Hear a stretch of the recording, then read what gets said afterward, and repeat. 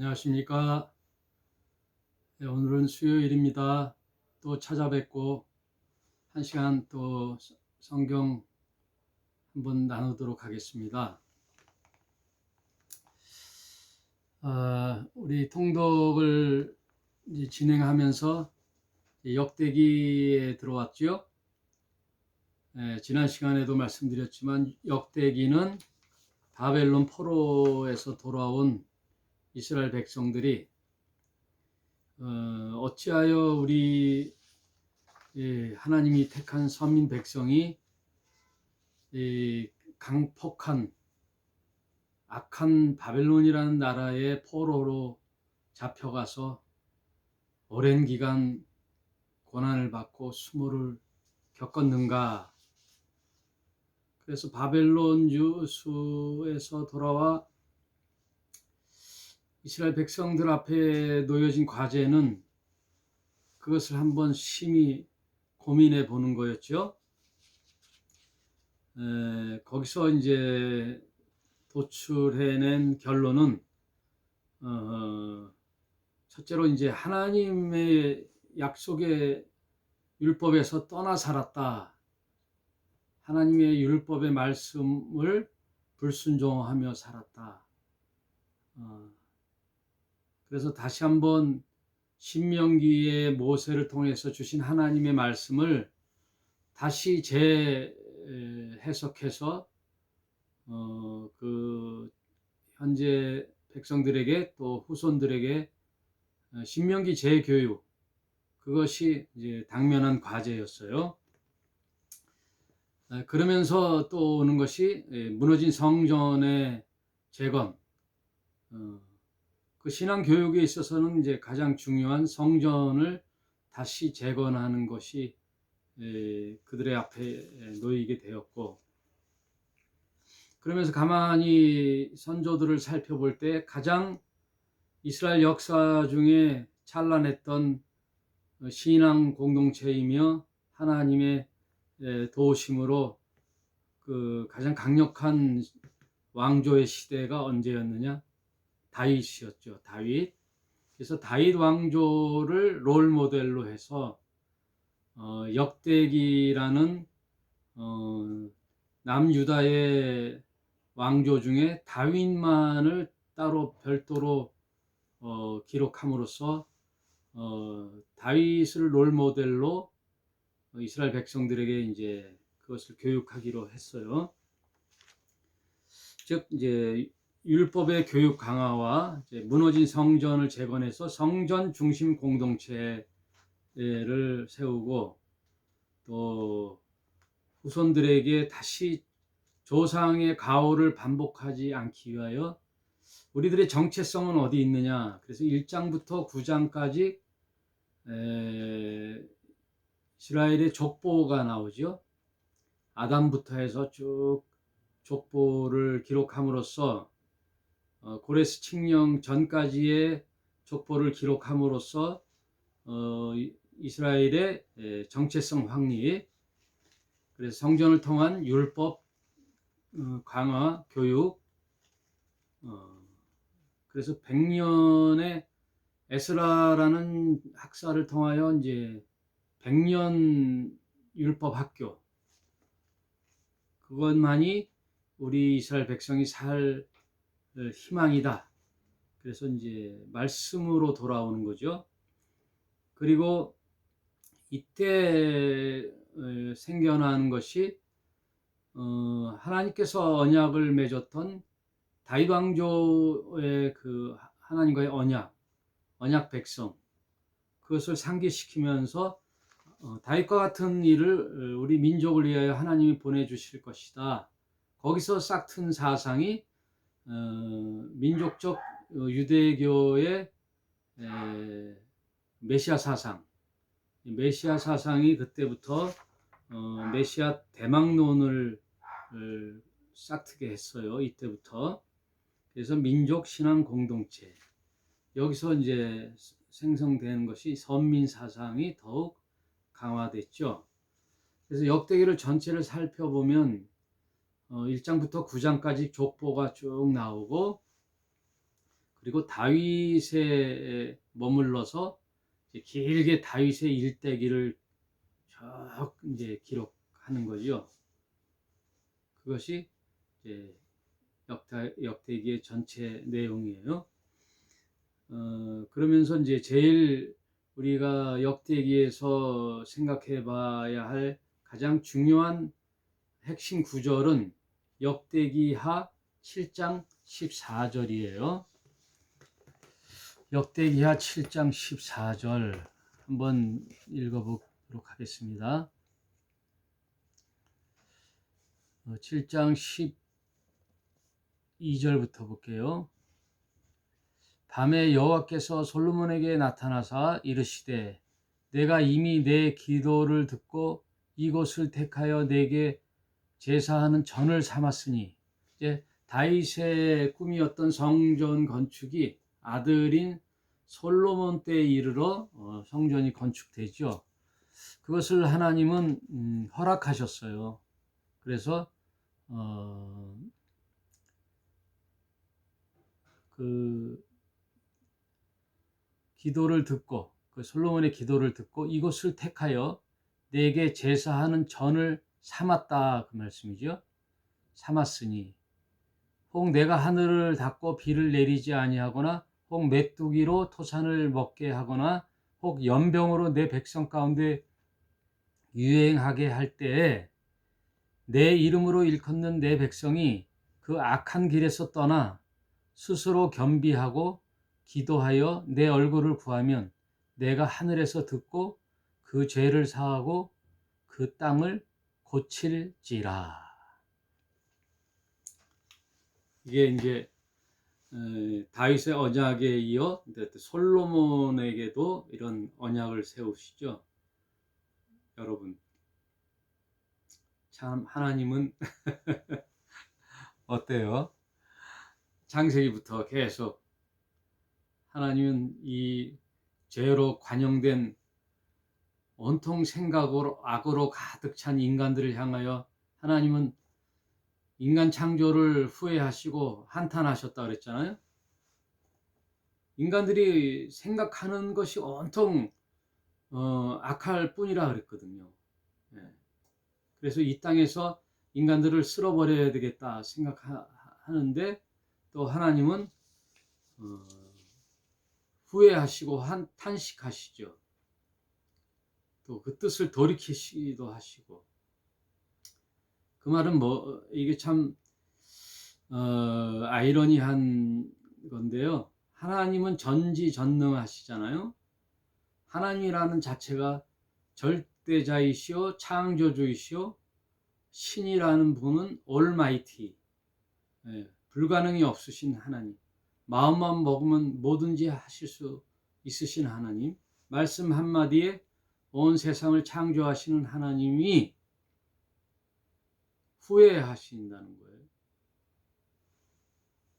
그리고 한탄하신다는 거예요. 그 말은 무슨 뜻이죠?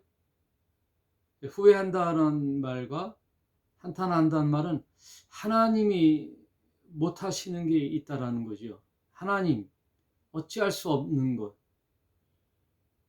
그것은 인간이에요. 인간. 인간에게 향하여 하나님이 어찌할 바를 모르시는 거죠. 왜냐하면 인간에게 자유의지를 줬거든요. 하나님이 당신의 형상으로 창조한 인간, 당신의 형상이라는 말에 있어서 가장 중요한 핵심은 누구에게도 그걸 침해를 받지 않는 자유의지를 주신 거죠. 누구에게 조종받거나 기계처럼 움직이게 하는 그런 생명체가 아니라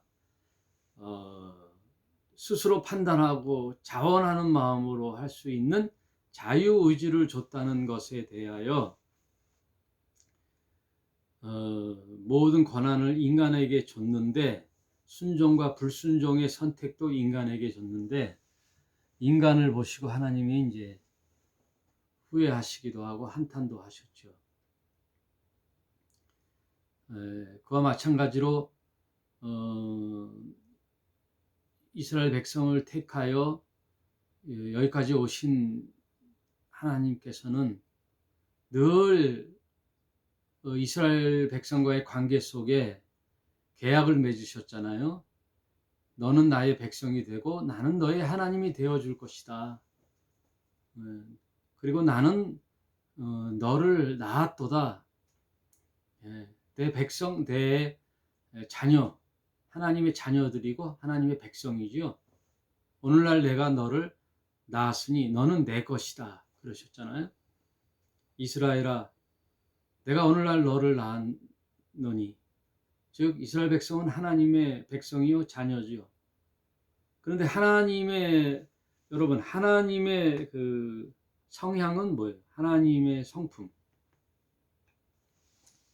우리가 하나님을 알아갈 때 중요한 성품이 있죠. 여러분 혹시 어떠세요? 하나님은 저 주신다는 거예요. 예? 하나님의 성향 중에 그래서 인간이 사는 거예요. 하나님이 저 주시는 거예요. 하나님 저 주시.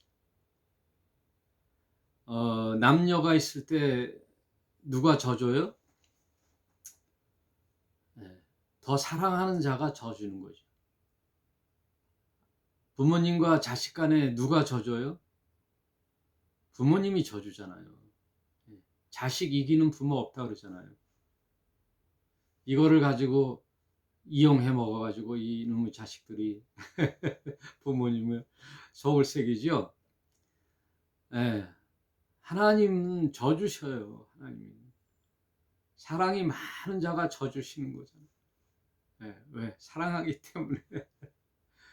그래서 여러분 가만히 성경을 보세요. 이스라엘의 왕은 누구예요? 그의 백성은 이스라엘이고 왕은 하나님이시잖아요. 이스라엘 백성의 왕은 하나님이세요. 세상 나라의 왕권 체제처럼 인간이 인간을 다스리는 왕권 체제가 아니라 이스라엘 백성에게만은 하나님이 왕이시죠. 그런데 사사기에서도 보니까 끝날에는 결국 뭐라 그래요? 우리도 왕을 주시옵소서 그러잖아요. 우리에게도 왕을 주시옵소서. 그러니까 결국 하나님 허락하시잖아요. 왕을 주시는 거예요. 왕.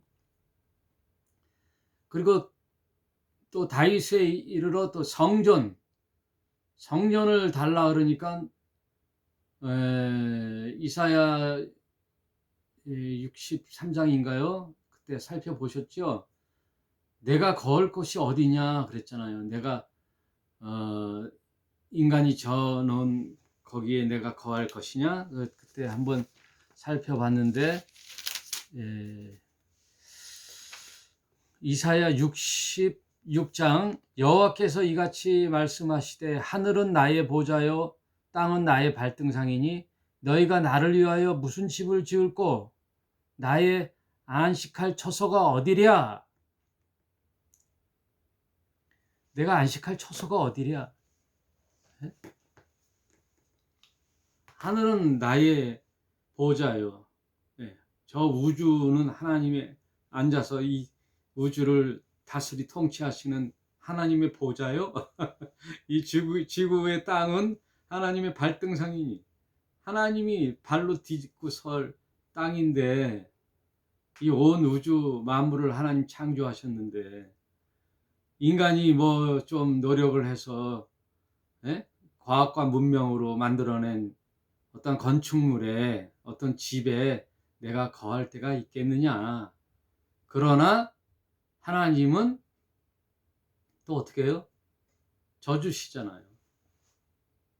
그래서 이제 성전을 허락하시죠. 솔로몬 때 이르러 성전을 허락하시고. 여러분 또 보십시오.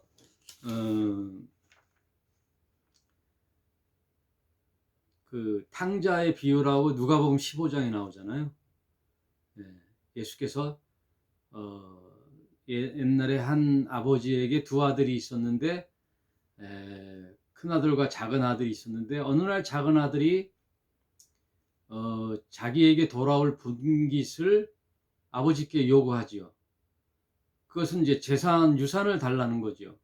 그 유산이라 하면 아버지가 돌아가시고 나서 사후에 받는 분깃인데, 아버지가 살아 있음에도 불구하고 아버지여 나에게 돌아올 분깃을 주십시오.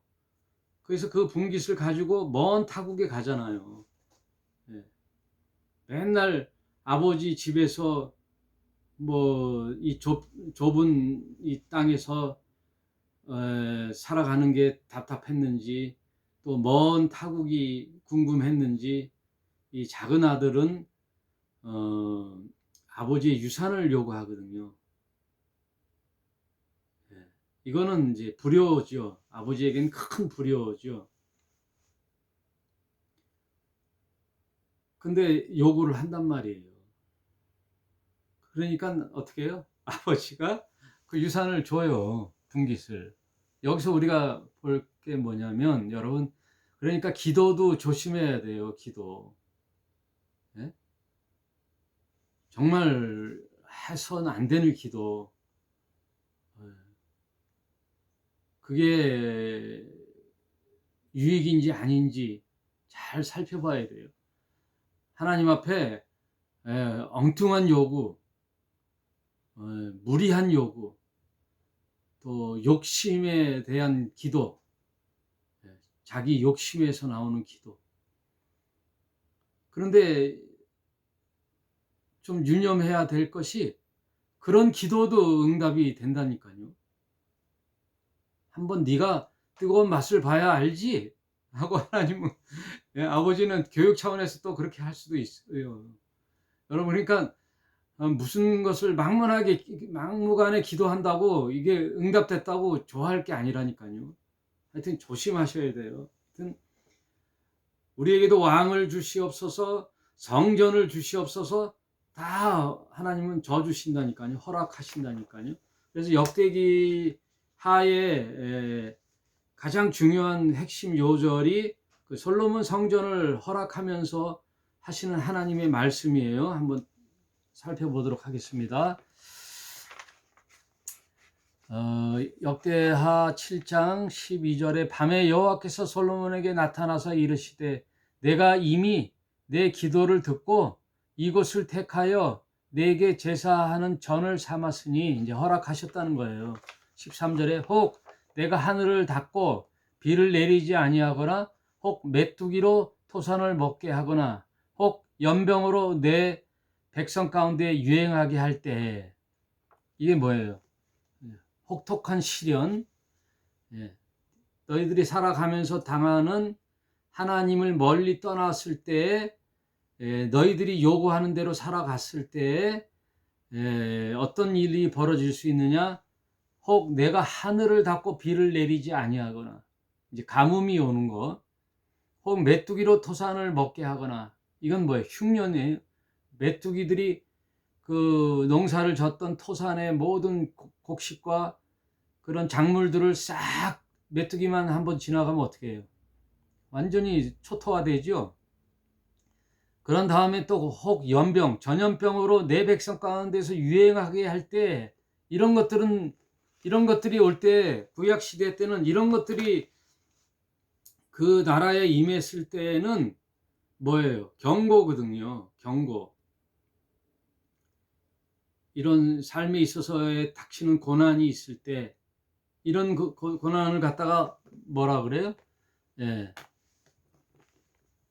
이런 것들이 있을 때는 지혜로운 자는 어떻게 하라는 거예요? 돌이키라는 뜻이죠. 14절 내 이름으로 일컫는 내 백성이 그 악한 길에서 떠나, 첫째로 내 이름으로 일컫는 내 백성, 그 이스라엘 백성이 그 악한 길에서 떠나 스스로 겸비하고, 스스로 자신을 돌이키고 낮아지고 겸손하여져 기도하여 내 얼굴을 구하면 내가 하늘에서 듣고 그 죄를 사하고 그 땅을 고칠지라. 이제 바벨론에서 돌아온 이스라엘 백성들이 역대기 다윗의 왕조를 살펴보면서 솔로몬에게 하셨던 말씀, 이 말씀을 다시 강화하는 거죠. 다시 상기시키는 거죠. 모세가 애굽에서 출애굽하여 시내산에서 처음 율법을 받았을 때에 줬던 출애굽 1세대에 줬던 하나님의 말씀 율법, 그게 뭐였어요? 신명기. 너희가 하나님의 율례와 율법과 하나님의 도를 떠나지 말고 늘 하나님의 말씀을 내 가운데 놓고 내 아버지 하나님을 마음을 다하고 뜻을 다하고 성품을 다하고 하나님을 사랑하고 모든 율법과 도리와 규례를 지키면 내가 모든 민족에게 뛰어난 제사장 나라가 되게 하고 복받게 하는 복의 근원이 될지라 하는 복의 그 방법, 복을 받는 길, 그거를 신명기에 말씀해 주셨잖아요. 그게 쉐마 이스라엘이죠. 이스라엘아 들으라. 하나님의 법을 떠나지 말고 하나님께 순종하면 너는 이런 복을 받을 것이다. 그러나 하나님의 법을 떠나 율례와 법도를 떠나 살면 이런 저항과 저주를 받을 것이다. 그게 신명기인데 그 신명기를 다시 재교육한 것이 느보산 앞에 가나안 땅을 앞두고 있는 이스라엘 제2세대, 1세대는 광야에서 40년 동안 다 죽고 제2세대에게 광야에서 태어난 2세대에게 또 율법을 강화하잖아요. 그게 뭐예요? 신명기 재교육, 율법의 재교육. 그리고 나서 가나안에 들어간 이스라엘 백성, 그리고 수백 년이 흘러서 사사기를 거쳐서 열왕기 상하를 거쳐 바벨론으로부터 포로를 당한 이스라엘 백성들, 그리고 이제 포로 70년의 생활을 마감하고 이제 본국으로 돌아와 이스라엘 백성들 앞에 섰을 때 또 뭐를 부여잡는다고요? 율법을 부여잡는 거죠. 신명기. 그러니까 신명기가 이스라엘 백성에게는 굉장히 중요한 거예요.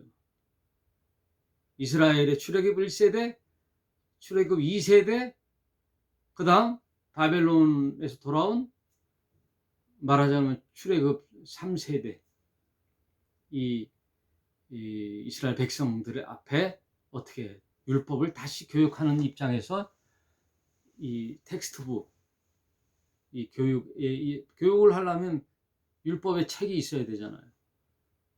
그게 거기서 찾아낼 때 이 다윗과 솔로몬의 언약이 얼마나 중요하겠어요. 어떻게 하신다고요? 하나님이 너희가 그렇게 살아왔다 할지라도 내 이름으로 일컫는 내 백성이 그 악한 길에서 떠나는 겁니다. 돌이키는 거죠. 회개. 여러분, 하나님께서 가장 약한 단어가 뭔지 아세요? 회개예요. 회개. 당자의 비유에서도 보면 어떻게 해요? 돌아와서 품꾼으로 삼아달라는 그 작은 아들도 목을 감싸며 입을 맞추며 옷을 갈아입히고 가락지를 다시 끼우고 신을 다시 신기는 회복이죠. 회복. 다시 아들로서의 회복. 아들은 품꾼의 하나로 삼아달라고 돌이키면서 울면서 돌아왔지만 아버지는 그를 다시 아들로 회복시켜줘 송아리를 잡고 온 동네 사람들을 불러 모아 잔치를 베푸는, 그것이 이제 하나님 나라의 그림이에요. 하나님 나라는 회복을 하는 거예요. 어떻게? 돌이킬 때 돌이키는 거예요. 하나님이 가장 약한 게 회개예요. 저희 부모님도 그렇잖아요. 속을 그렇게 썩혔던 자식이 돌아와서 눈물 뚝뚝 흘리면서 무릎 꿇고 아버지, 어머니 제가 잘못했습니다. 이제 제대로 한번 살아보겠습니다. 용서해 주십시오 하고 눈물 뚝뚝 흘리면 어떻게 해요? 이놈의 자식. 그럴 줄 알았어. 이제 알았냐? 하면서 몽둥이를 때릴 부모가 어디 있어요. 가슴이 미어지지.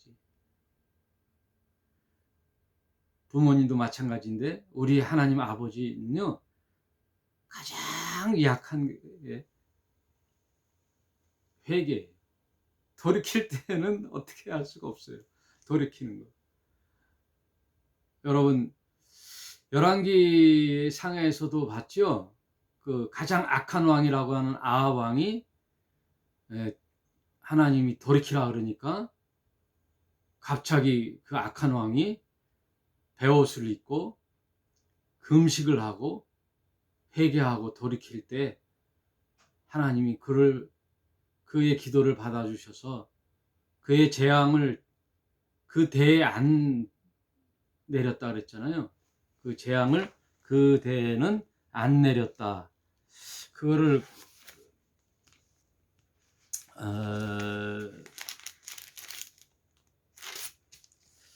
그때 언제죠? 열왕기상 21장 25절 예로부터 아합과 같이 스스로 팔려 여호와 보시기에 악을 행하는 자가 없음은, 그러니까 가장 악하다는 거예요. 여호와 보시기에 가장 악을 행한 자. 왜 그랬느냐? 저가 아내 이세벨에게 충동되었음이니라. 그러니까 이세벨의 말만 듣고서는 악을 저질렀던 이 아합은 그 당대의 가장 악한 왕으로 하나님 보시기에 악을 저질렀다고 판결을 받았어요. 그런 자가 26절 저가 여호와께서 이스라엘 자손 앞에서 쫓아내신 아모리 사람의 모든 행한 것 같이 우상에게 복종하여 심히 가증하게 행하였더라. 우상을 숭배하여 가증하게 행하였는데, 그런데 27절 아합이 이 모든 말씀을 들을 때 그 옷을 찢고, 하나님 보시기에 네가 가장 악한 왕이야. 그리고 너는 우상을 섬기는 것으로 가장 가증한 게 행했던 임금이다라고 막 선지자들이 엘리야와 엘리사에 이어 지적하니까 아합이 이 모든 말씀을 들을 때 참 아이러니하게도 도저히 상상 밖에 그 옷을 찢고 굵은 배로 몸을 동이고 금식하고 굵은 배에 누우며 행보도 천천히 한지라. 그러니까 거의 입맛도 없고 사는 맛도 없고, 옷을 찢고 몸을 동이고 굵은 배로 몸을 동이고 금식하고 그랬더니 여호와 말씀이 디셉 사람 엘리야에게 임하여 가라사대 아합이 내 앞에서 겸비함을 내가 보느냐. 하나님께서 엘리야에게 아합을 두둔하는 거예요. 너 아합이 내 앞에서 겸비함을 네가 봤느냐? 저가 내 앞에서 겸비함을 인하여 내가 재앙을 저의 시대에는 내리지 아니하고 그 아들의 시대에야 그 집에 재앙을 내리리라 하셨더라. 여러분, 아합이 생각 밖의 행동을 하니까 하나님이 깜짝 놀래가지고 엘리야를 불러서 엘리야야, 너 저 아합 봤냐? 아니, 저놈의 자식이 그래도 저렇게 회개하고 돌이키네? 하고 하나님이 아합을 자랑하듯이 엘리야한테 한다니까요. 여러분, 하나님은요, 이 세상에 가장 악한 자들, 얼마나 악한 자들이 많아요. 저자는 과연 돌아올까? 저자는 과연 돌이킬까? 희망이 없네. 아무리 해도 저자는 아닐 거야. 정말 저자는 돌이키지 않을 거야 하는 자가 돌아오면요, 하나님이 깜짝 놀란다는 거예요. 깜짝 놀라.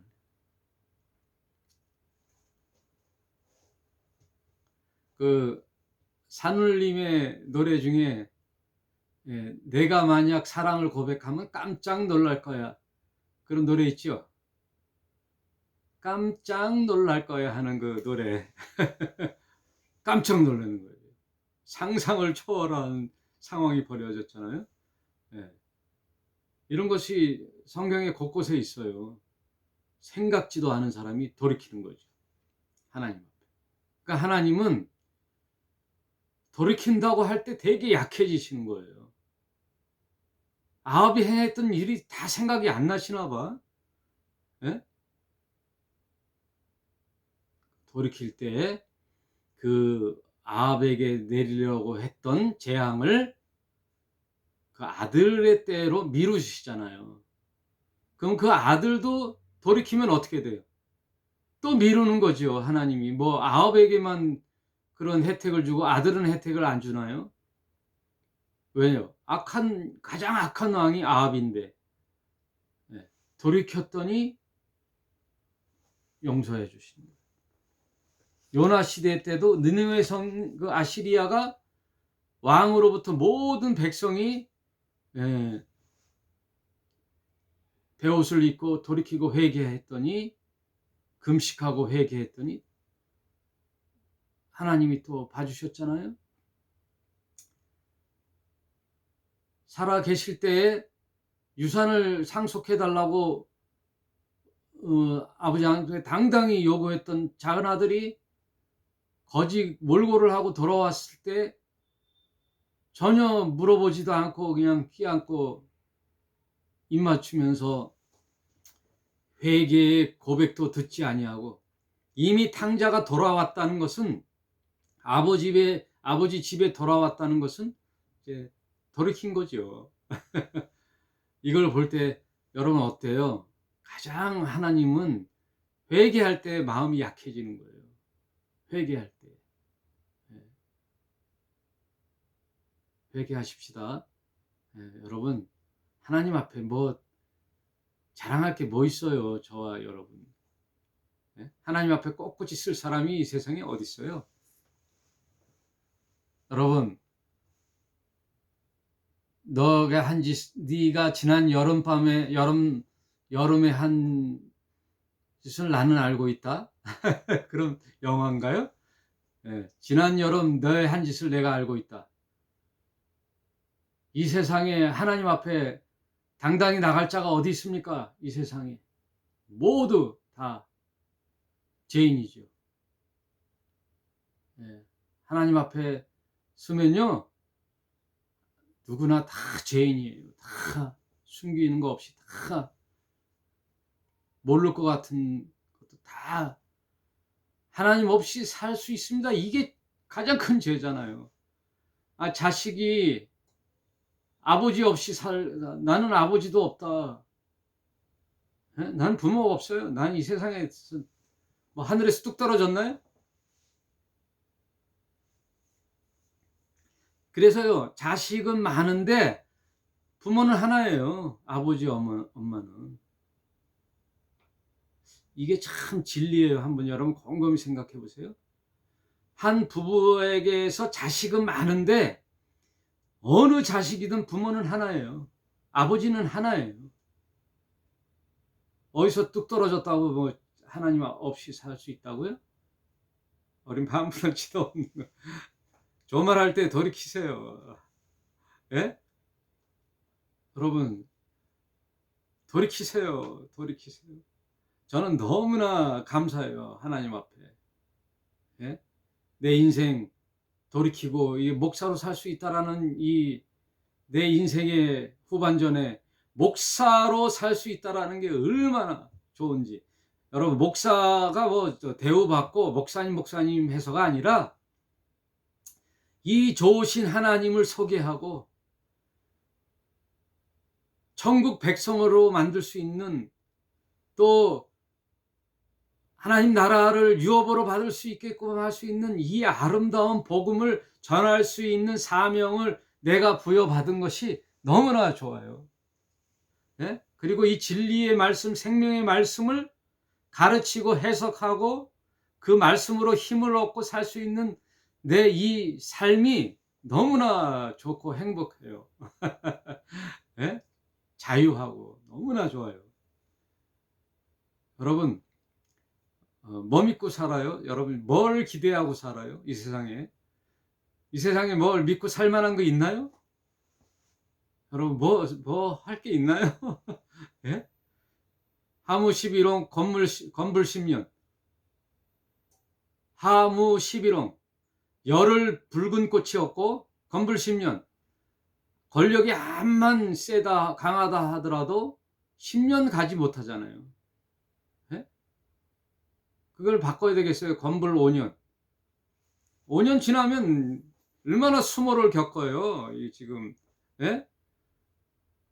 아유, 우리 문 대통령님 수모를 겪고 있어요. 그 안에 무슨 특활비로 뭐 여사가 옷을 샀니 마니. 그게 논쟁거리가 됩니까? 아유, 제가 봐도 좀 과하긴 과했다 또 그러면. 예? 옷이 왜 이렇게 화려하고 옷이 왜 이렇게 많아?